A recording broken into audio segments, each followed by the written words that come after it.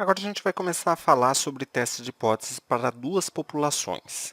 Então, antes de começar a fazer um teste para duas populações, você precisa identificar se você está trabalhando com amostras dependentes ou com amostras independentes. Então, o que é uma coisa e o que é outra?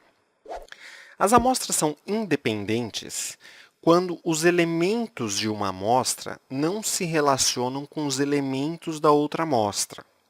Porém, as amostras são dependentes quando existe uma relação entre essas duas amostras. Muitas vezes a gente chama de amostras emparelhadas. Também é falado amostras relacionadas, mas o termo emparelhado é usado com mais frequência. Então, o que é uma amostra emparelhada? É quando cada elemento da primeira amostra tem uma relação com cada elemento da segunda amostra.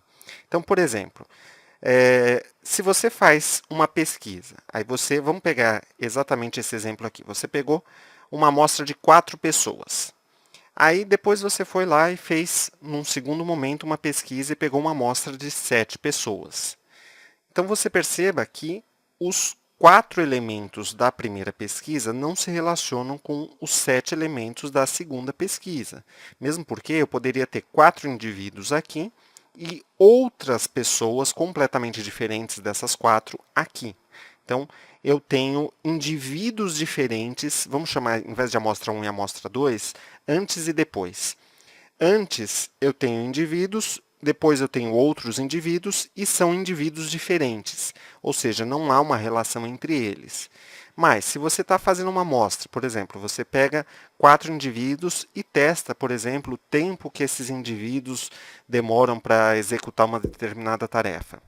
Aí você promove um curso de um treinamento para essas 4 pessoas. E depois desse curso, você mede de novo o tempo que elas demoram para fazer essa mesma tarefa. Então, no antes e no depois, você tem os mesmos indivíduos. Você vai ter um indivíduo antes, um tempo desse indivíduo antes de executar essa tarefa e um tempo desse indivíduo depois de executar essa tarefa. É o mesmo indivíduo. Por isso que o antes e o depois estão relacionados. Existe uma dependência por se tratar da mesma pessoa. Então vamos ver 2 exemplos aqui que a gente tem que identificar se tratam de amostras dependentes ou independentes. Então, na primeira amostra, eu tenho o ritmo cardíaco em descanso de 35 indivíduos antes de tomar café. Na amostra 2, eu tenho o ritmo cardíaco em descanso dos mesmos indivíduos depois de beber 2 xícaras de café. Então, veja que isso daqui já mata a charada. Ó. Eu estou trabalhando com os mesmos indivíduos, antes e depois. Então, isso daqui indica para a gente que a gente está trabalhando com amostras dependentes. Ou amostras relacionadas, ou amostras emparelhadas.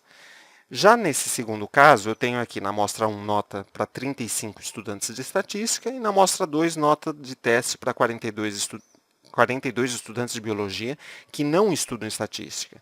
Então veja que eu tenho quantidades diferentes, isso daqui já é um bom indício. Quando as quantidades forem diferentes, não é possível a gente ter amostras dependentes, amostras emparelhadas. Vamos até por aqui. Emparelhadas. Quantidades diferentes já diz para a gente, vamos marcar aqui, ó, quantidades diferentes. Quantidades diferentes significa tamanhos de amostras diferentes. Isso já implica para mim que eu estou trabalhando com amostras independentes. Mas não é porque as quantidades são diferentes que eu vou ter sempre amostras independentes.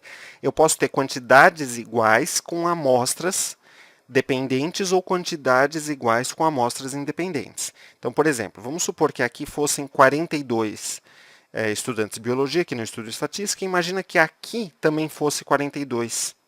Tá? As quantidades seriam iguais.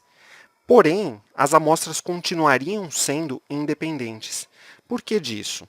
Porque aqui eu teria 42 pessoas que estudam estatística e aqui eu tenho 42 pessoas que não estudam estatísticas.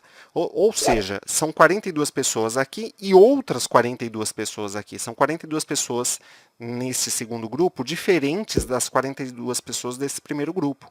Se são pessoas diferentes, não tem relação entre elas, não tem dependência. As duas amostras não estariam emparelhadas. Tá? Então, no caso, se as quantidades forem diferentes, com certeza as amostras são independentes. Mas se as quantidades forem iguais, você pode tanto ter amostras dependentes como amostras independentes. Aí você precisa analisar certinho para ver qual caso que você está. Dependendo do caso, você vai ter uma fórmula. Se você está na amostra dependente, você vai ter uma fórmula. Se está na amostra independente, você vai ter outra fórmula. Então é importante que você identifique isso logo no começo.